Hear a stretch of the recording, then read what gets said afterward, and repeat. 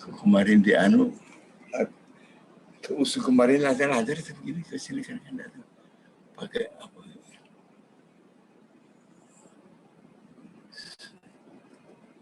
Selamat sore, halo. Sore, Prof. Sore, ya. Sore, Prof. Sore, ya. Itu tadi bahan sudah saya kirim tadi, sudah bisa sudah saya kirim melalui Ngurah tadi, sudah bahannya sudah dikirim tadi tuh. Sudah, Prof, sudah dibuka. Sudah buka, coba bisa bantu bukakan itu apa tadi? Ngurah atau Chandra atau Ica bisa bukakan tadi itu di share screen, bisa apa namanya? Ya, Prof, sebentar, Prof. Lagi diusahakan sama Widi, Prof. Oh iya.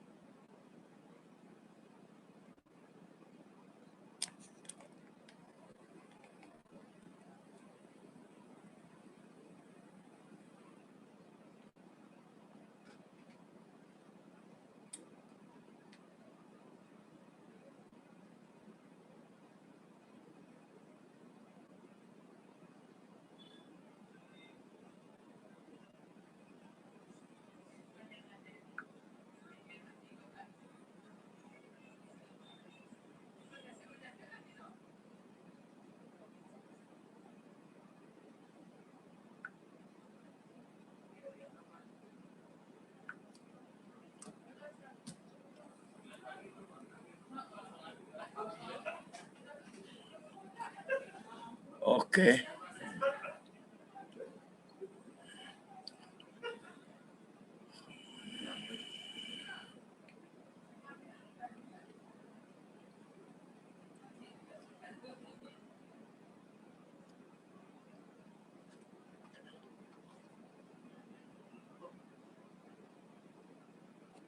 Halo. Halo. Iya, Prof. Sudah, Prof.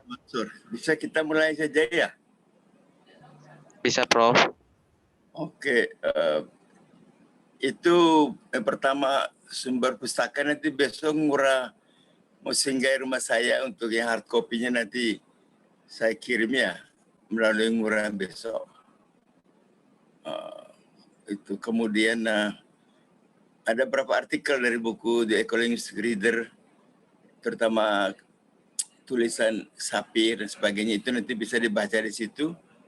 Sudah itu buku Ernst Type, sudah punya atau belum itu? Teman-teman, sudah punya atau belum soft copy-nya? Halo?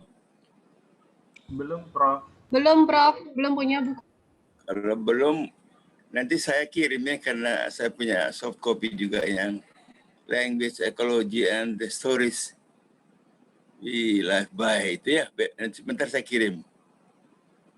Oke, kemudian ya, dialektika ekolinguistik ini bisa fotokopi nih karena tidak semua itu ada bahan yang perlu dibaca ya.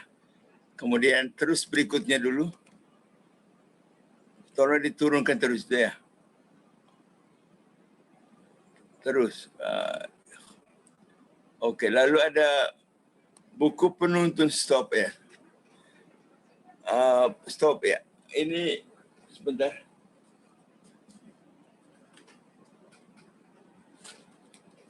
Buku ekolinguistik yang kecil itu ya.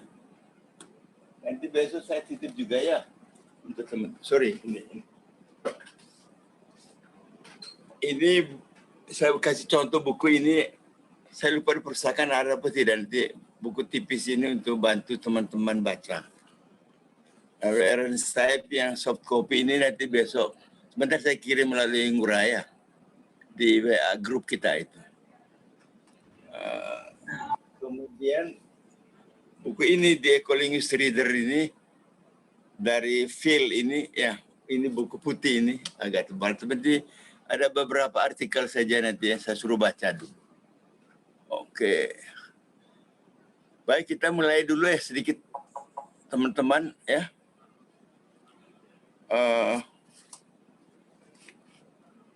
Tentang ekolinguistik, saya coba mulai dulu sedikit dan bisa baca ya. Jadi ekolinguistik itu bersifat interdisipliner ya. Antar bidang ya. Jelasnya ekolinguistik merupakan persandingan atau perpaduan prinsip lingkungan atau ekologi dan ilmu bahasa atau linguistik ya.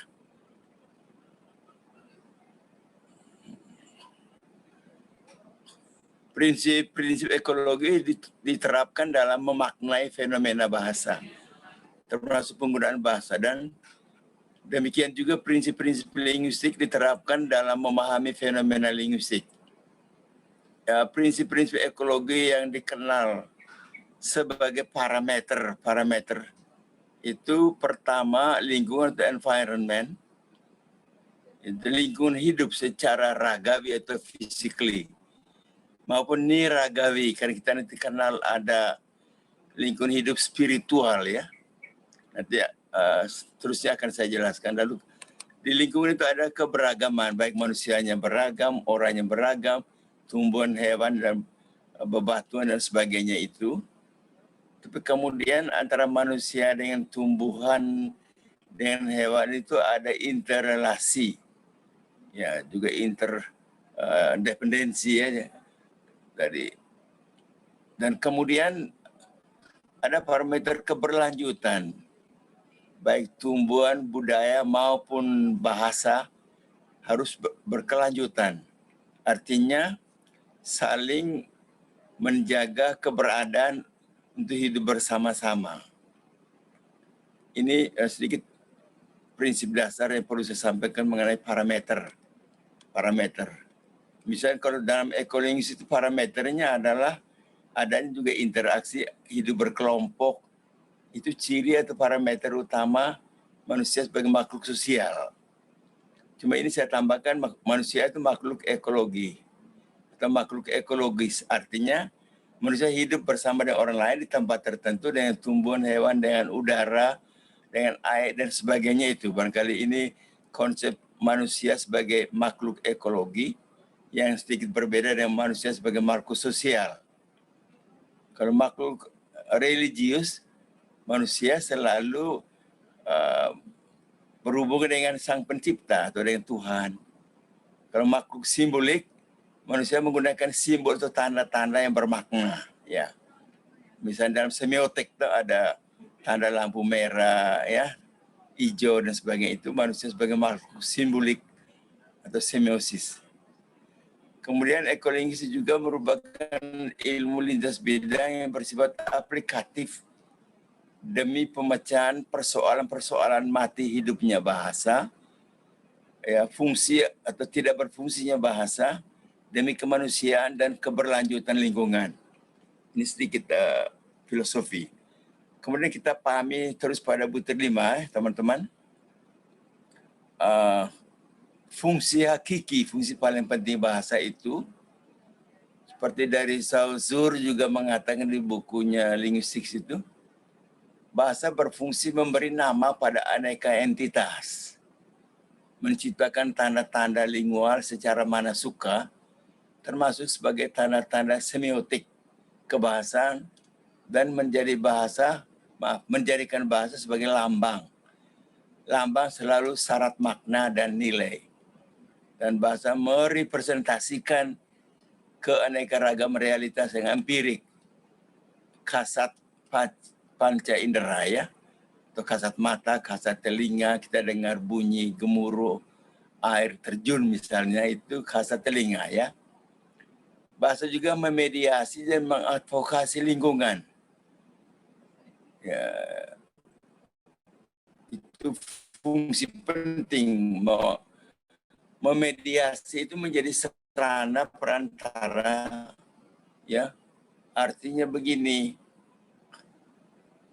bahasa memberikan informasi tentang lingkungan, tentang tumbuhan dan sebagainya itu bahasa yang memediasi sehingga orang lain tahu kalau itu disampaikan dalam bahasa tentunya. Bahasa juga mengadvokasi lingkungan. Advokasi ini artinya ikut merawat lingkungan supaya tidak rusak, ya. Bahasa lingkungan supaya tidak rusak itu, misalnya pengetahuan orang dalam teks-teks itu ada di lingkungan tertentu ada banyak pohon yang bisa dibisniskan itu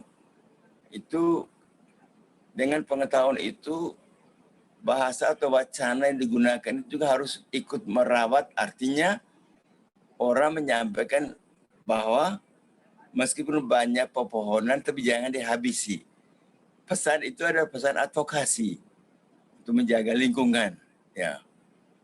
Atau mungkin teman-teman saya berikan contoh yang menarik, sederhana tapi kata cerita banyak orang kalau di atas air itu, air yang tergenang itu misalnya ada capung, ya, ini kan ungkapan tuturan orang atau tulisan orang, maka itu tanda bahwa bahwa air itu masih bersih, bisa digunakan. Tapi kalau capung pun tidak bisa, dari capung juga menjadi tanda lingkungan yang bersih dan ramah. Itu dalam ungkapan-ungkapan atau tuturan orang.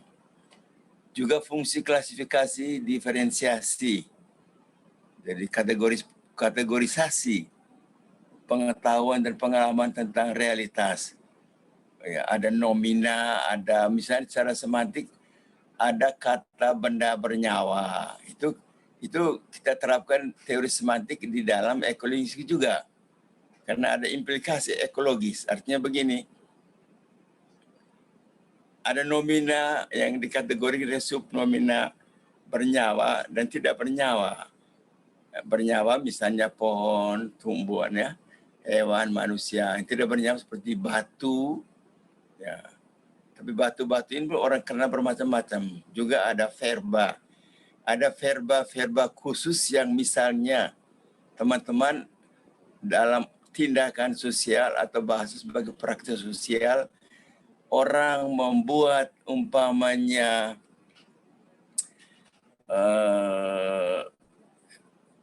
saya senang contoh yang tentang makanan, buat tuak manis ya dari pohon aren atau pohon lontar. Ya, itu ada verba khusus.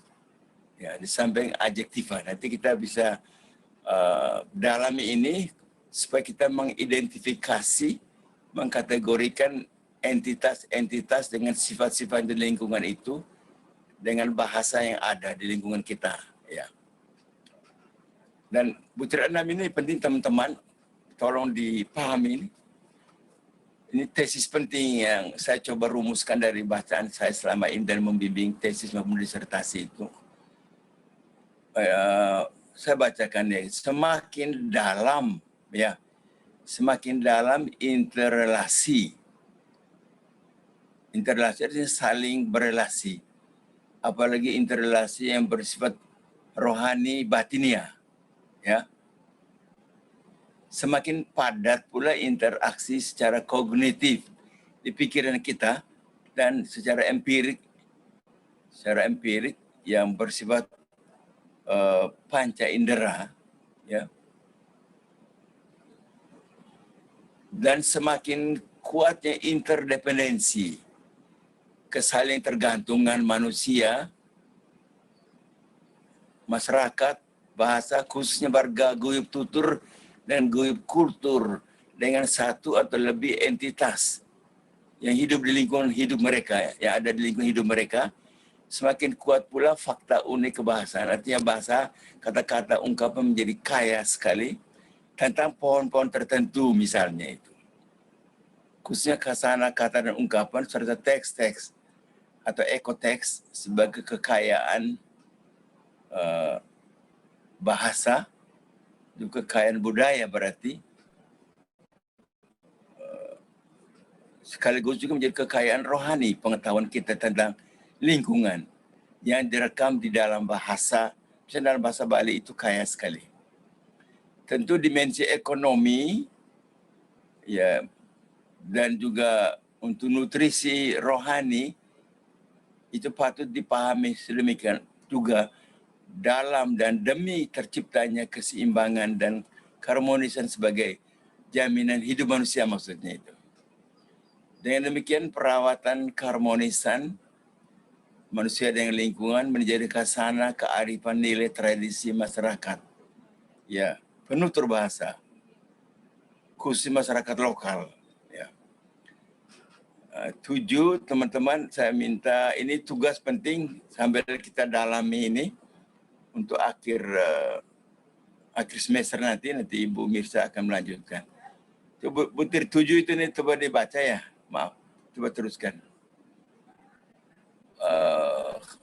Butir 7 jadi ini tolong baca, ini tugas baca dulu, ini dalam 1-2 minggu ini baca, setelah buku besok diedarkan atau dari internet ini saya kirim. Tugas penting juga jaring data ekolinguistik dengan tuntunan berikut ini. Pertama, pilihlah salah satu atau beberapa elemen ya flora ya yang bernyawa atau biotik flora dan atau fauna budaya. Di Bali ini tanaman budaya, tanaman upacara atau upakara itu sangat banyak. Ya, itu penting untuk diangkat. Bahkan juga entitas yang tak bernyawa atau abiotik. Ya, jadi air, batu, pasir, angin dan sebagainya dalam bahasa budaya dan lingkungan lokal. Keetnikan masing-masing. Jadi teman-teman dari Bali angkat Bali ya tentang hewan budaya dalam bahasa Bali nanti itu selengkap mungkin sedalam mungkin. Lalu yang kedua, gali secara mendalam dan jaringilah data-data sebanyak dan setuntas mungkin tentang nama-nama khas secara sangat renik atau detail dalam bahasa lokal Anda, mencakupi varietas-varietasnya tetap dalam nama asli dan nama ilmiah Latin itu nanti. Minta carikan di kamus itu ada atau di Google selalu ada. Tugas yang ketiga, gali dan jaring data-data leksikon selengkapnya tentang nama-nama turunannya ya nomina. Misalnya kalau kelapa itu kan ada kopra ya. Di bawah bambu yang buatan dari bambu itu apa nama dalam bahasa Bali itu? Ya, misalnya pisang itu kan ada keripik pisang, ada macam-macam di bawahnya banyak itu. Tapi dalam bahasa daerah terutama ya, sebagai data kebahasaan yang merepresentasikan atau saya ulangi, merepresentasikan atau melukiskan segi-segi budaya, olahan makanan, ya minuman, ya dan peralatan yang melatari kehadiran khasana leksikon dalam bahasa tersebut. Ini mohon dikerjakan dari sekarang. Sebenarnya sederhana ilmu ini dengan foto ya. Butir 4, gali dan jaring data-data ungkapan metafora atau metonimi yang berbasiskan nama-nama tumbuhan flora atau fauna, juga tentang bebatuan atau air ya. Saya beri contoh misalnya ungkapan atau peribahasa apapun namanya itu ada air beriak tanah tak dalam. Itu kan informasi yang alamiah teragawi bahwa kalau air itu beriak dia memberikan tanda bahwa itu tidak dalam karena ada bebatuan. Ini ungkapan metafora juga yang berguna sebagai arifan kemanusiaan bahwa orang jangan banyak omong kalau memang kurang tahu atau kurang dalam. Biasanya orang omongnya atau getaran di permukaan itu keras. Juga teman-teman gali ini ya, saya ulangi nomor 4, gali dan jaring data ungkapan metafora atau metonimi yang berbasiskan nama-nama tumbuhan flora atau fauna, juga tentang bebatuan dan seterusnya, sekaligus juga teks-teks pendek ataupun panjang. juga tes prosedural pengolahan pangan lokal berbasis flora dan fauna setempat yang berkaitan dengan juga dalam keadaan legenda, cerita rakyat dan sebagainya. Nanti saya berikan contoh juga yang tahun lalu saya bimbing tesisnya itu Putri dari Tabanan tentang kasana bahasa kebiuan tentang pisang itu ada prosedur membuat ini dalam bahasa lokal itu penting untuk diangkat. Baik, terus dulu teman-teman, halaman berikut ya. Tolong digeser. Oke. 5. Gali dan jaring data tentang derajat populasi flora dan atau fauna atau batu-batu yang bersifat budaya atau kultural itu, lokasi aslinya di mana, asalnya dari mana ya. Ada lokasi asli dan asali. Ada cerita ini berasal dari sini. Masih ada tidak tanaman itu? Dan gali informasi yang berkaitan dengan makna, fungsi, dan kebertahanan atau ancaman kepunahannya. Ya, kita beri contoh misalnya kalau kita di Bali ini terkenal dengan sambal bongkot, ya. Bongkot itu masih banyak tidak di mana itu. Bagaimana cerita tentang itu? Mengapa itu penting misalnya? Lalu ke-6, jadikan penutur tua baik pria maupun wanita sebagai sumber data yang dengan menggali sebanyak mungkin kekayaan pengetahuan dan pengalaman pribadi mereka. Langsung ke metode personal experience method itu. Misalnya tadi saya singgung menyadap membuat tuak lontar, tuak aren, ya, jake itu atau kelapa misalnya, atau mengolah buah pisang dan sebagainya itu. Gunakan metode wawancara mendalam ya, depth interview, dan pengamatan langsung dan metode dokumentasi. Jadi itu harus difoto ya. Kalau bisa foto jangan hanya diunggah dari internet saja ya, kadang-kadang. Tapi baik juga foto itu asli kita ambil dari sumber data. Lalu patut diingat bahwa data-data yang dihimpun itu dijadikan bahan penulisan tugas akhir artikel yang potensial untuk dipublikasikan. Ya, jika ada yang menjadikan Eko ini sebagai tesis, ada beberapa orang, nanti tugas khusus bisa langsung ke pra-proposal bagi mereka itu. Oke, kemudian kita terus dulu teman-teman, yang berikut tadi sudah saya kirim. Coba buka terus saja dulu. Bahan yang berikutnya ini sengaja dari buku sudah ada nanti kalau Anda baca buku nanti, tapi ini sengaja saya kutip. Ini intisari dan ulasan ya. Beberapa intisari teori ekolinguistik. Pertama teori ekoleksikon ya. Ini istilah saya dan beberapa ahli juga. Ekoleksikon, leksikon tentang lingkungan. Jadi tetap menggambarkan hubungan bahasa dan lingkungan. Ini patut diutarakan bahwa ekolinguistik diposisikan sebagai payung bagi pelbagai pendekatan kajian bahasa dengan ilmu misalnya semiotik, sosiolinguistik, terapan juga, etnolinguistik sebetulnya bisa dipayung oleh ekolinguistik untuk berkolaborasi dan untuk lintas bidang. Mungkin sebelum kita sama-sama membaca atau melihat kutipan dari Sapir ini, saya ingatkan teman-teman bahwa Universitas Paramadina itu menjadikan ekowisata ya itu sebagai unggulan ya, sebagai unggulan atau ciri yang menonjol karena sebetulnya orang ekolinguistik dan linguistik itu punya kekhasan di sini untuk membantu mengembangkan ekonomi kreatif berbasiskan pengetahuan lokal seperti tadi ya, buat jajah uli misalnya, buat ini dari bahan tumbuh-tumbuhan yang ada, daun-daun apapun, akar apapun jadi obat. Dari teks seperti itu teman-teman kerjakan. Ini dari Edward Sapir ya. Edward Sapir seorang ahli antropologi dia. Dia peletak dasar pemahaman tentang hubungan antara bahasa dan lingkungan yang memberikan kerangka konseptual dan penjelasan yang sangat komprehensif dan bermanfaat bagi pengembangan lebih dalam ya tentang hubungan bahasa dan lingkungan. Coba kita baca, bisa baca sendiri ya, dari yang berbahasa Inggris itu. It is the vocabulary, coba, of a language that most clearly reflects the physical and social environment of its speaker.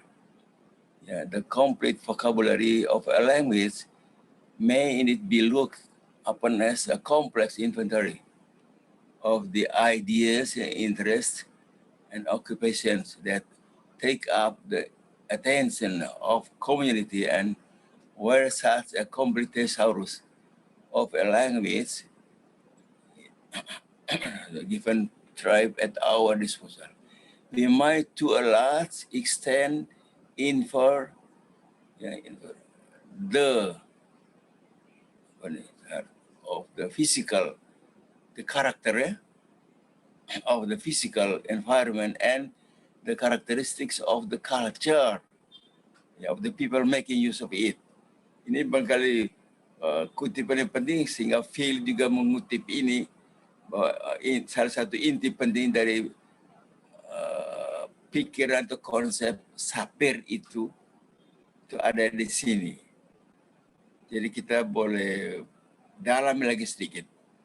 Bahasa hidup dalam masyarakat tertentu dan dalam guyuban tertentu dan menempati lingkungan yang berdimensi ragawi dan physically dengan kondisinya yang nyata dan kasat mata atau kasat telinga dan kasat indera lainnya. Bahasa khususnya kosakata yang lengkap, ya. Saya ulangi. Menurut Sapir, bahasa terutama kosakata yang lengkap, apalagi thesaurus ya, itu sungguh merefleksikan secara sangat lengkap dan kompleks berbagai gagasan ya, juga kepentingan, ruang dan domisili mereka dan pemanfaatan sumber daya lingkungan dengan keanekaragamannya. Sudah tentu pijakan dan sumber daya untuk hidup secara ekonomi dan budaya dengan memanfaatkan tanah dan lahan. Kita juga tanah ini jangan lupa, tanah itu macam-macam tanah, orang bisa buat gerabah ya. Itu jangan lupa, dengan nama-nama pula, dengan verba khusus pula, produknya ada pula ya. Lalu aneka beragam fauna, sumber daya bebatuan, ya batu akik sampai batu macam-macam begitu. Dan orang beri nama juga.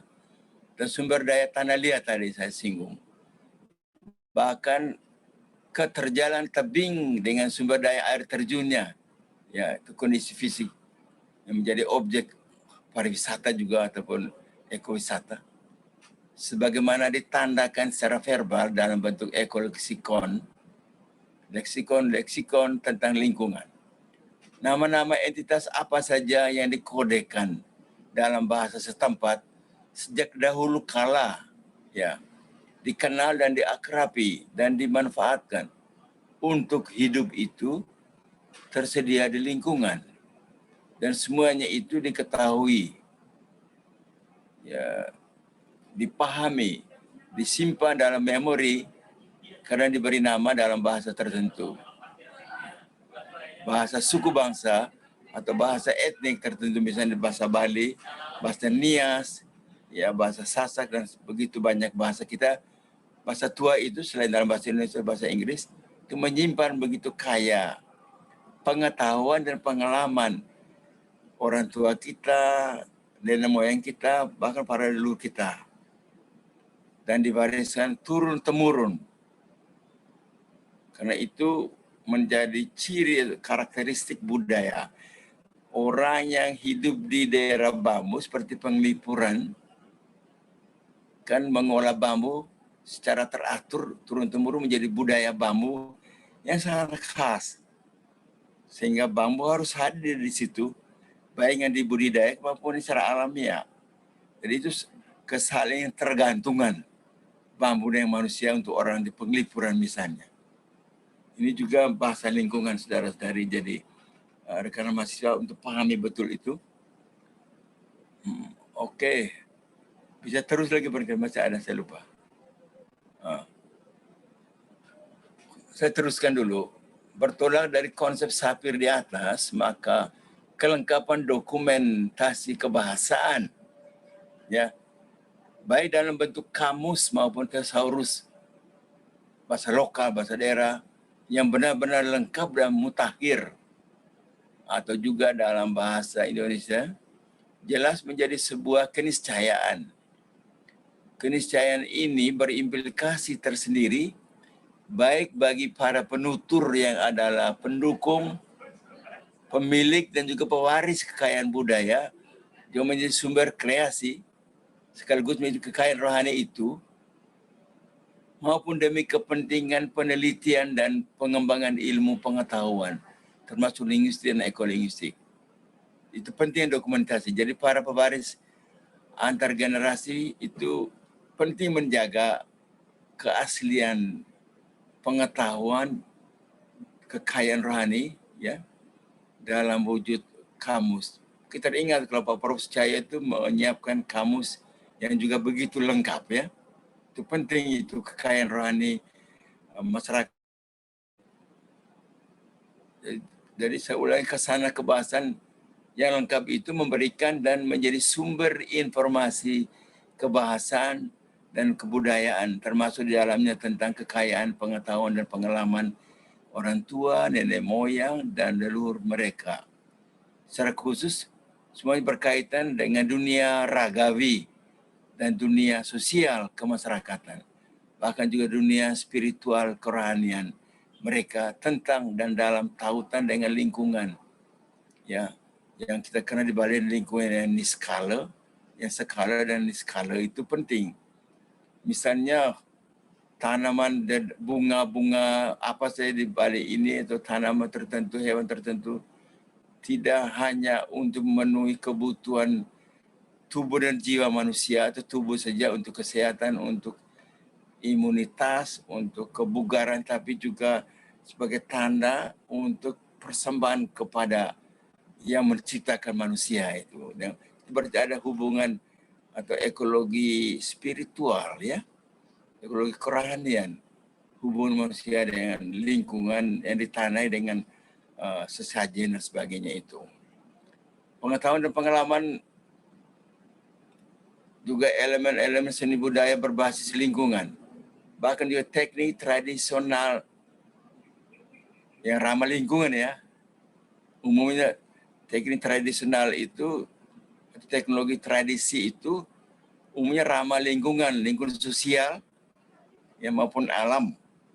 Itu perlu diwariskan, dikembangkan oleh orang tua, ya, oleh dan dari orang tua, dari nenek moyang, dari leluhur mereka, dapat disimak dan diramu kembali melalui, ya, kekayaan leksikon, ungkapan dan teks-teks tersebut.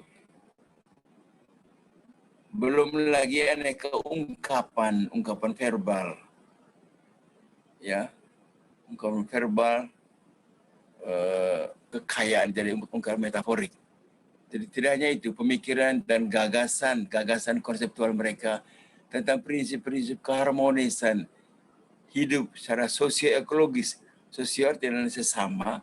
Sesama ini sesungguhnya tidak hanya manusia, sesama juga dengan hewan, dengan tumbuhan di lingkungan kita sendiri.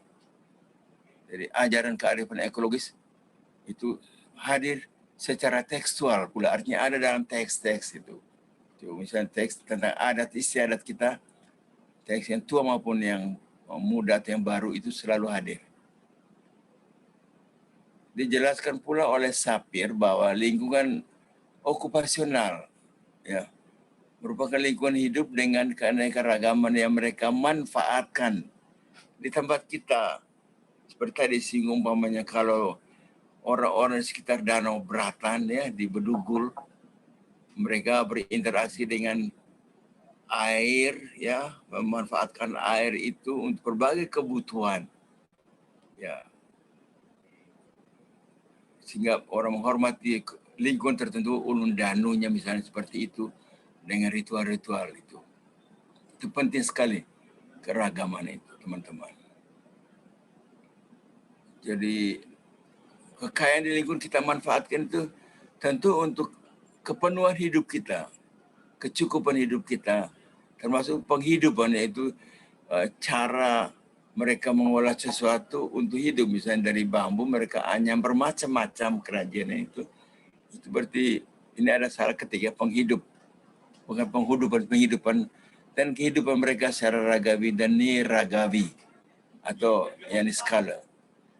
Itu membuka wawasan semua pihak untuk memiliki kesadaran lingkungan sekaligus merawat lingkungan sebagai kerangka ekoliterasi atau orang melek pada lingkungan ya, tidak seenak lingkungan, jaga lingkungan itu melek atau ekoliterasi ya teman-teman, itu penting konsep ini. Jadi dengan saya langsung dulu ya, di alinea di bawah itu implikasi praktis dan pragmatis yang diuraikan di atas ini penting untuk kita pahami. Maksudnya begini, kalau kita punya kamus, kita susun kamus dalam bahasa Bali, kamus kebambuan saja misalnya,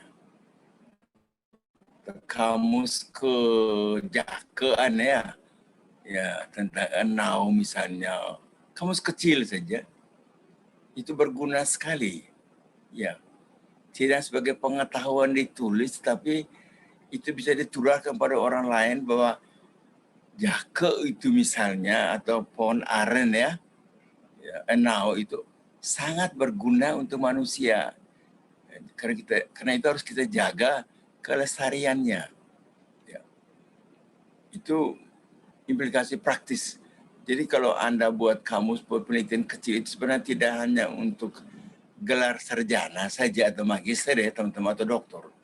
Tapi justru pengetahuan itu punya nilai praktis, sumber kreasi atau sumber ekonomi kreatif. Orang bisa membuat sesuatu dengan apa yang sudah terwaris dan menginspirasi kita untuk membuatnya lebih baru lagi.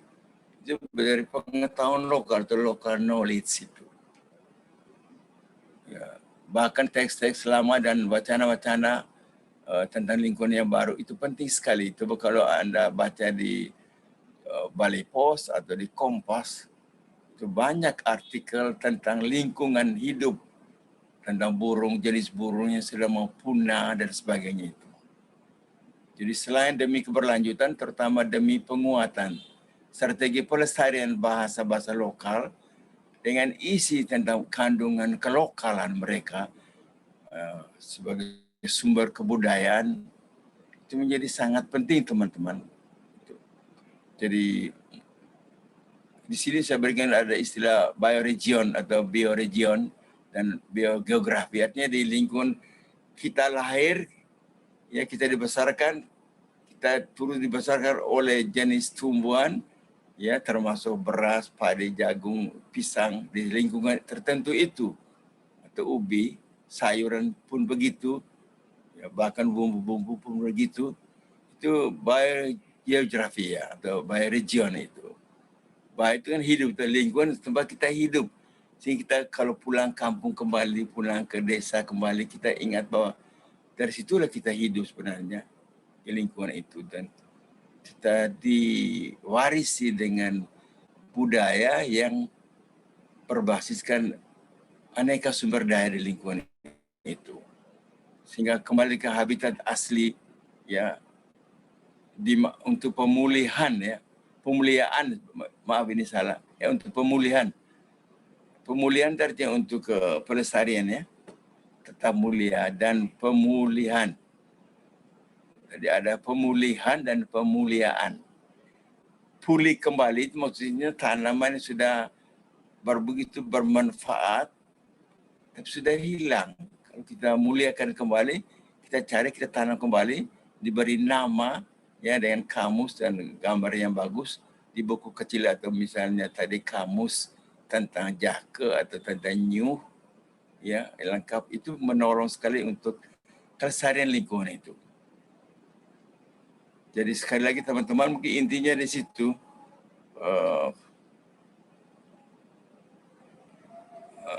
kamus dan tesaurus yang lengkap itu menjadi kata kunci penting sekali ini.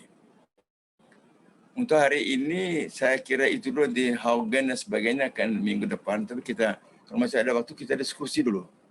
Bisa dipahami ya sambil baca buku-buku kecil itu. Ya begitu dulu. Silakan kalau ada yang mau ditanyakan dulu supaya paham. Nanti baca ya, walaupun minta maaf ada salah ketik ini, salah tulis. Mohon direnungkan untuk mulai kerjakan tugas sambil baca. Jadi kalau misalnya teman-teman dari NIAS itu sekarang kan sudah ada medsos ya, media sosial yang cepat itu membantu anak. Silakan kalau ada pertanyaan.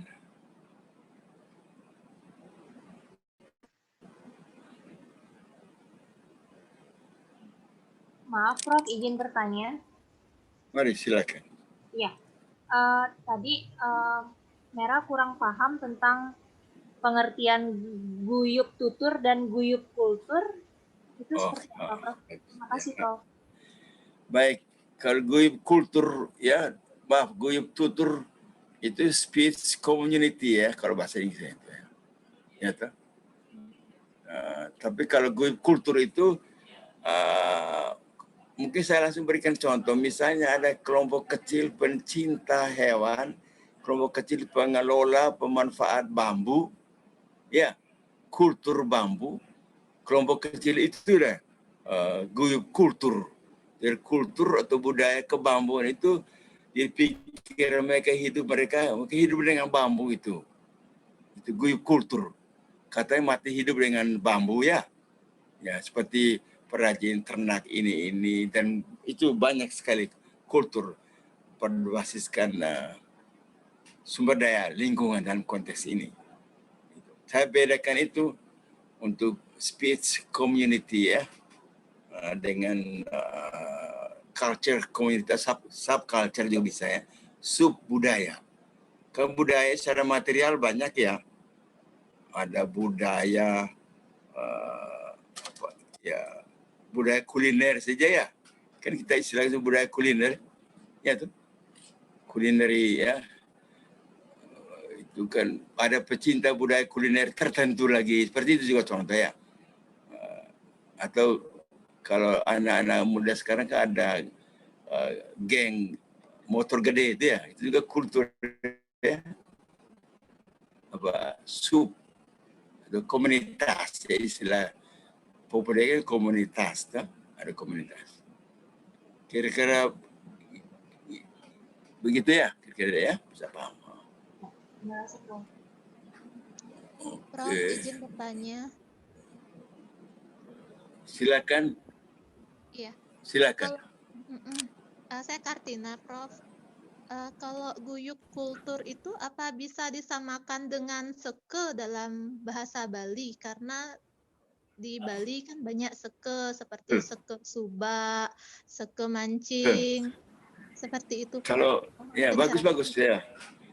Ya, saya setuju sementara itu ya. Jadi seke itu saya kira cukup pas juga ya dengan komunitas ya toh. Kalau kita secara bahasa Indonesia itu kan ya, di Indonesia kan dari Inggris kan community, menjadi komunitas toh. Komunitas ini. Tapi kalau seke gong, seke ini seperti itu, saya kira itu cukup pas menurut saya, bisa digunakan. Ya. Yang penting mereka ada ikatannya. Iya, dan kebanyakan menurut saya sih, Prof, seke itu lebih erat kaitannya dengan budaya sih, Prof. Apa benar seperti itu menurut pandangan Profesor? Seperti apa? Ya betul. Ya, komunitas berbasiskan kultur, berarti dengan budaya mereka ya. Kebiasaan mereka, kecintaan mereka. Benar pikiran, sudah bagus jalan pikiran itu. Nanti kalau mau kaji juga bahasa untuk kultur-kultur, subkultur dalam ekologi masyarakat sosial tertentu, nanti bisa dikerjakan juga bagus untuk artikel terutama itu. Ya, jadi mereka berinteraksi itu dengan sesama mereka juga dengan aspek tertentu, karena community itu lebih istilahnya beda dengan society ya toh. Dalam sosiologi itu society itu lebih longgar, lebih luas, tapi kalau community itu lebih dekat, lebih akrab, ikatan khusus. Ya, bagus pikiran, saya kira bagus deh itu ya. Kira-kira itu. Dan punya fitur-fitur kebahasan secara kultur ekologis itu pasti ada kalau mau digali itu ya. Oke, bagus pertanyaannya, bagus ya. Terima kasih, Prof. Ya, sama-sama. Oke.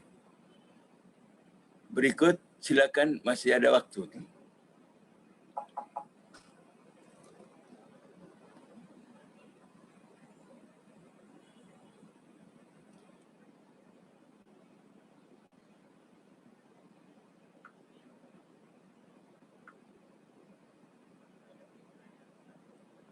Halo, silakan.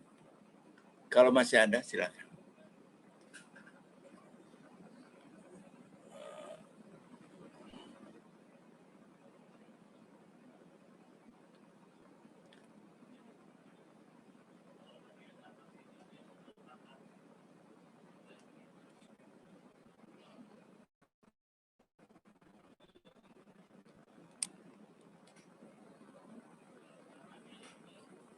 Halo, masih ada, silakan.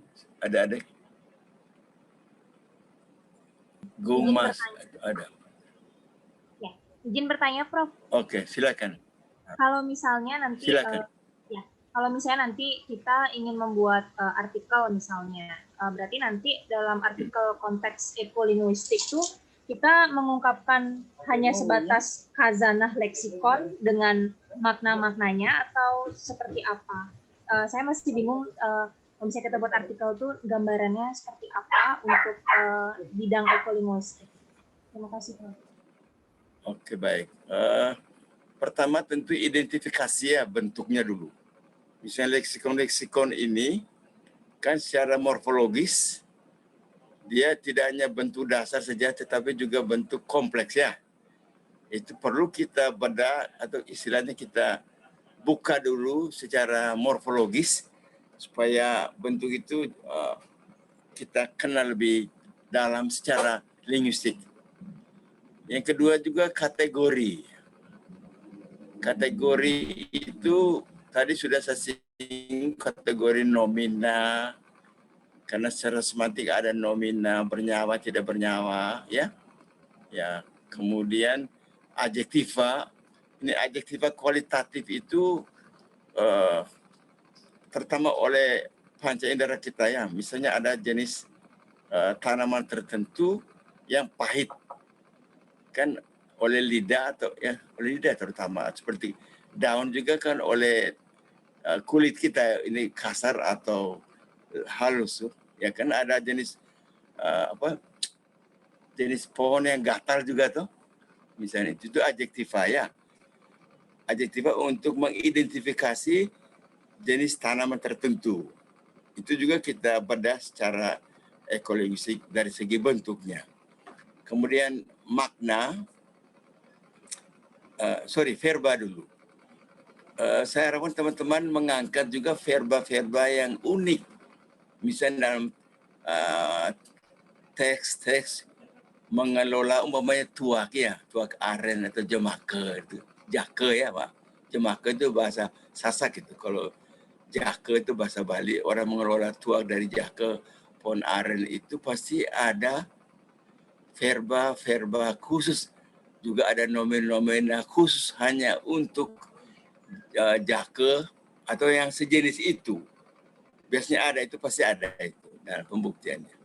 Seperti juga mengelola gerabah ya, pasti ada verba-verba khusus, ada adjektiva khusus, ada nomina khusus juga. Dan kemudian kedua, kita dibantu oleh konsep misalnya bahwa secara semantik, leksikon-leksikon itu, kalau urusan semantik, makna referensial eksternal, ya, makna referensial eksternal, seperti yang disebut oleh Verhaar, itu penting. Artinya bagi ilmu ini kita terapkan juga konsep makna referensial eksternal. Bisa dengar deh? Halo, bisa dengar? Bisa, Prof. Bisa, Prof. Jadi saya ulangi, ada tataran makna, makna kontekstual, referensial eksternal, artinya makna itu kita rujuk ada tidak tanaman itu di luar. Misalnya sambal bongko tadi saya singgung ya. Kita kan cuma tahu nikmat pedesnya, sambal enaknya ini, tapi tanaman bongkot itu ada tidak, masih banyak atau tidak. Maka itu untuk artikel juga ada foto tentang itu, bahwa itu memang ada. Satu. Metafora tentang tanaman tertentu, hewan tertentu itu selalu manusia ciptakan metafora baik secara leksikal maupun gramatikal. Jadi itu badan cukup banyak ya sebenarnya. Makanya saya ingat waktu di UNUT itu si Desiani, saya masih ingat saya S2 tentang bambu itu dia kasana leksikona teks kebambuan ya di Penglipuran itu hampir 300 halaman sebetulnya itu. Kaya dan sebenarnya tinggal dikembangkan sedikit dengan teori lebih dalam, bisa jadi satu disertasi juga. Tentang bambu, tentang kelapa. Ya, cukup banyak yang saya bimbing di beberapa universitas di UNUT maupun di USU. Jadi itu kerjaan kita seperti itu. Kira-kira begitu deh ya. Jadi badannya cukup banyak sebenarnya. Ya, nanti konsep akan terus kita kembangkan. Ya. Silakan Nduru mengendak bunyi. Ada Nduru itu. Ya, Valentinus Nduru atau siapa? Yunita. Agung, gimana? Masih ada? Silakan kalau masih ada. Terus cari data ya, tolong cepat. Satu dua kali pertemuan ini saya minta sudah pastikan. Saya sangat mengharapkan kalau teman-teman mahasiswa itu menggali data tentang misalnya bebatuan tertentu atau tumbuhan-tumbuhan tertentu atau hewan tertentu yang saya istilahkan tumbuhan atau hewan budaya ya, budaya dalam arti luas ya, karena itu juga fungsi makna untuk ritual-ritual dan sebagainya itu. Saran saya kalau bisa angkat, kalau punya pulang kampung misalnya ya, kalau masih di kampung itu ada dadong, ada nenek-nenek tua yang mereka mungkin pernah punya cerita, karena seperti bukunya Ernst Type itu juga nanti The Stories Be Life By, itu artinya kita hidup dengan cerita dulu itu tanaman ini pernah terkenal ya, punya kekuatan tertentu karena dia menghasilkan jenis makanan, atau ini juga dunia arsitektural ya, untuk bangunan. Misalnya untuk bangunan rumah-rumah adat ya, rumah-rumah untuk persembahyaan kita, tempat-tempat suci itu kan tidak sembarang kayu itu. Tidak sembarang kayu. Seperti ritual juga kan tidak sembarang. Itu penting sekali. Tapi saya mau minta teman-teman kalau bisa angkat juga yang sudah nyaris tenggelam, tapi masih di memori para generasi tua kita di kampung-kampung itu. Untuk diangkat dia menjadi sumber pengetahuan baru untuk dikembangkan secara kreatif. Ingat bahwa sebenarnya ekonomi kreatif berbasiskan pengetahuan lokal itu menunjang ekowisata ya, adik-adik. Ya, yang mewarnai Warmadeva itu. Ekowisata itu kan budaya itu termasuk budaya kuliner asli misalnya. ya dengan dedaunan dimanfaatkan untuk bungkus dan macam-macam begitu. Jadi kira-kira itu saya minta teman-teman kalau ada kesulitan bisa japri juga ya kalau ada kesulitan. Kalau tidak karena penting ini untuk kerjakan dari sekarang. Saya ingin supaya japri itu supaya karena kita pandemi ini kan tidak bisa buat lebih banyak kalau diskusi tatap muka itu sulit toh. Tapi coba saya bisa bantu secepatnya gitu. Kalau tidak paham WA saja tidak apa-apa ya. Baru saya berikan penjelasan. Biasanya bimbing yang di USU Medan juga ada sampai dokter juga ada seperti itu kok ya. Tidak apa di Dharma Dewa sini toh itu. Oke. Masih ada? Silakan teman-teman. Sudah hampir habis. Silakan. Kalau di rumah kan sambil makan boleh itu ya semuanya. Ya atau santai sambil minum, ya kan? Ya Yunita. Yunita ada pertanyaan itu? Tidak ada ya? Ya. Kartina. Silakan teman kalau masih ada.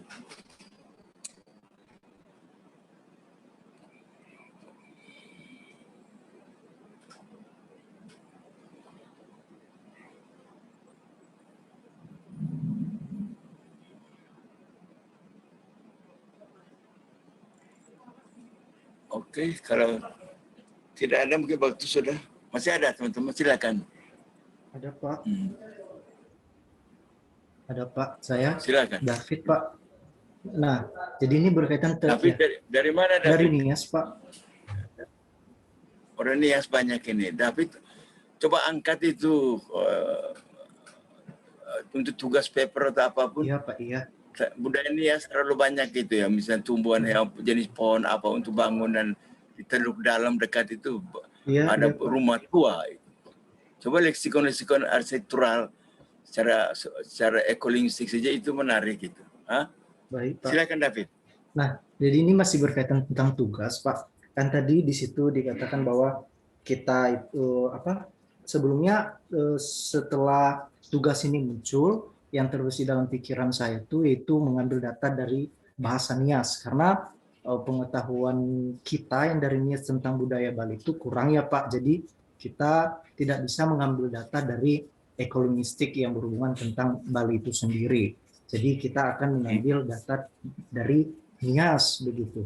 Nah, di sini kita juga tadi dikatakan bahwa diadakannya deep interview.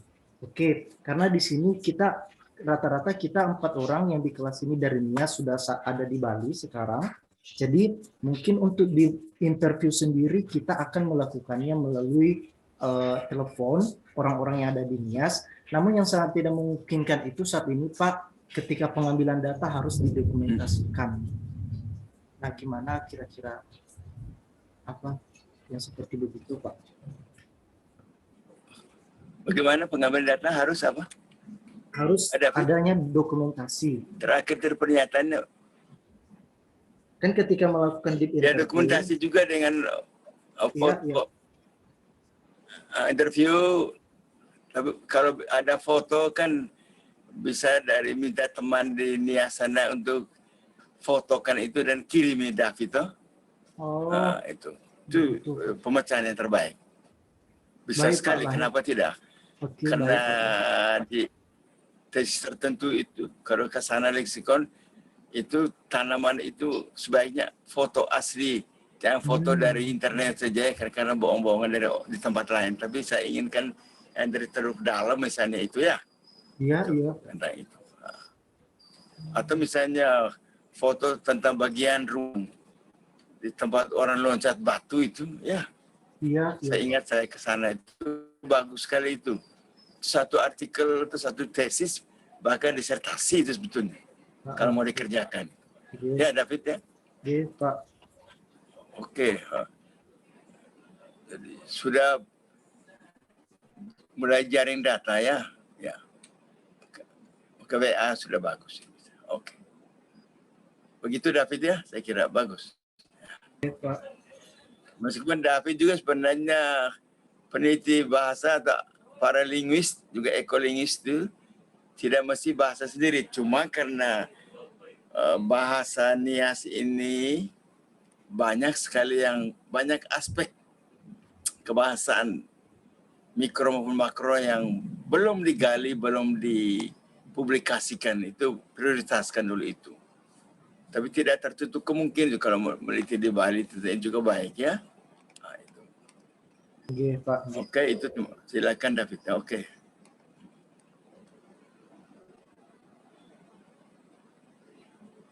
Yang lain masih ada.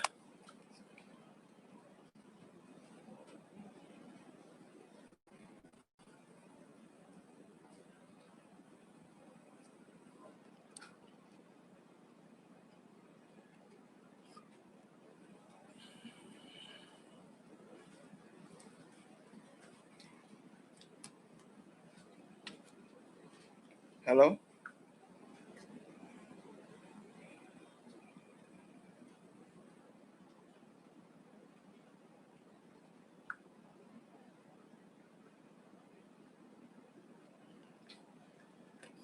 Jadi sekali lagi sebelum kita akhiri pertemuan, mohon baca. Nanti saya minta Ngurah Korti untuk segera ke rumah saya dan nanti sebentar saya kirim melalui Ngurah barangkali untuk share buku Ernst Type ya, supaya baca-baca buku itu. Dan artikel lain juga buku kecil saya dan beberapa artikel Sapir ya, terujuk langsung ke itu. Itu supaya mulai garap data dulu. Penting kalau sudah tahu mau dicari, data dulu digali. Tapi pilih dulu topik. Mau pilih tumbuhan budaya atau hewan budaya, bisa lebih dari satu tumbuhan bisa. Dan hubungan fungsional maknanya itu bisa juga ya, secara ekologis. Oke teman-teman, masih ada?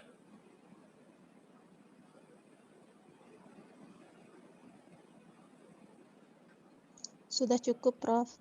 Oke, terima kasih. Selamat malam, selamat belajar ya, teman-teman. Banyak baca itu, ya. Banyak baca. Banyak, Prof. Terima kasih, Ya. Prof. Terima kasih Kasih ya. banyak, Prof. Sama-sama, ya. Baik. Terima kasih, Prof. Ya, makasih. Oke.